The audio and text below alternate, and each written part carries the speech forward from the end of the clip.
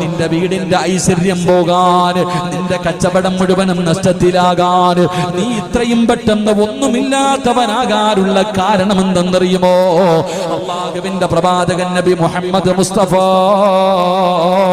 സല്ലല്ലാഹു അലൈഹി വസല്ലമ തങ്ങൾ പറയുകയാണ്, ഇദാ സഖതതു ലുക്മതു അഹദികും.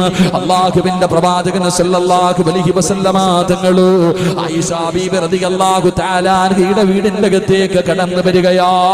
ആയിഷ ബീബിയുടെ വീടിന്റെ അകത്ത് കടന്നു വരുമ്പോ ആയിഷ ബീബി ഭക്ഷണം കടിച്ചുകൊണ്ടിരിക്കുകയാണ്. ആ കടിച്ചുകൊണ്ടിരിക്കുന്ന സമയത്ത് ഒരൽപ്പം ഭക്ഷണം പാത്രത്തിന്റെ താഴെ വീഴുകയാ. അല്ലാഹുവിന്റെ റസൂലിന്റെ മുഖമൊക്കെ വാടുകയാണ്, പ്രവാചകന്റെ മുഖമൊക്കെ വല്ലാത്ത വാടുകയാണ്. എന്നിട്ട് പ്രവാചകൻ അവിടെ നിന്ന് പറയുകയാ, ആയിഷ, ആ താഴെ കിടക്കുന്ന ഭക്ഷണം എടുത്ത് കടിക്കുക ആയിഷ. എന്റെ പ്രിയമുള്ളവരെ, ഞാനും നിങ്ങളും ഭക്ഷണം കഴിക്കുമല്ലോ. ആ ഭക്ഷണം കഴിക്കുന്ന സമയത്ത് നമ്മുടെ പാത്രത്തിൽ നിന്ന് താഴെ വീടുന്ന ഭക്ഷണം എടുത്ത് കഴിക്കാറില്ലല്ലോ. അത് വേസ്റ്റാണെന്ന് കരുതുന്നവരാണല്ലോ. അത് വേസ്റ്റാണല്ലോ. നിന്റെ ദീനം തേടാ പഠിപ്പിച്ചത്?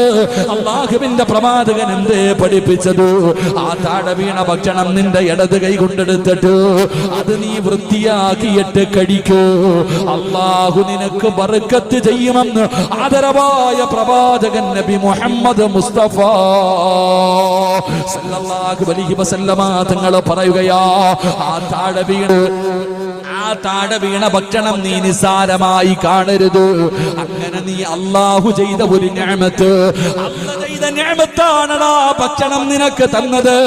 ആ നിഅമത്തിനെ നീ, ആ നിഅമത്തായ ഭക്ഷണത്തിന് നീ നിസാരമായി കണ്ടപ്പോ, അതാ പാത്രത്തിൽ നിന്ന് താഴെ വീണ ഭക്ഷണത്തെ നീ നിസാരമായിട്ട് അത് വേസ്റ്റായി നീ കണ്ടപ്പോ, അല്ലാഹുവിന്റെ റസൂൽ ആയിഷ ബീവിയോട് പറയുകയാ, ആയിഷ, താഴെ വീണ ഭക്ഷണം എടുക്കൂ. അതല്ല ചെയ്ത നിഅമത്താ, അത് നിനക്കല്ല ചെയ്ത അനുഗ്രഹമാ. അതിനെ നീ നിന്ദിച്ച അല്ലാഹു നിനക്ക് നഷ്ടം തരും ആയിഷ. നിന്റെ ജീവിതം ഇങ്ങനെയാകാൻ, എത്ര കിട്ടിയാലും തികയാത്തത്, തിന്നാ വയറ് നിറയാത്തത്, എടാ നീ സർവ്വതും നഷ്ടപ്പെട്ടു പോകാനുള്ള കാരണം എന്തെന്നറിയുമോ? അല്ല നിനക്ക് തന്ന റിസ്കിനെ നീ കളഞ്ഞതിന്റെ പേരിലാ. അല്ലാഹു നിനക്ക് ചെയ്ത നിഅമത്തിന് നീ നിന്ദിച്ചതിന്റെ പേരിലാടാ അല്ല നിനക്ക് ഈ നഷ്ടം തന്നത്. അല്ല നിനക്ക് ഈ നഷ്ടം തന്നത്. താഴെ വീണ ഭക്ഷണം എടുത്ത് കഴിക്കാൻ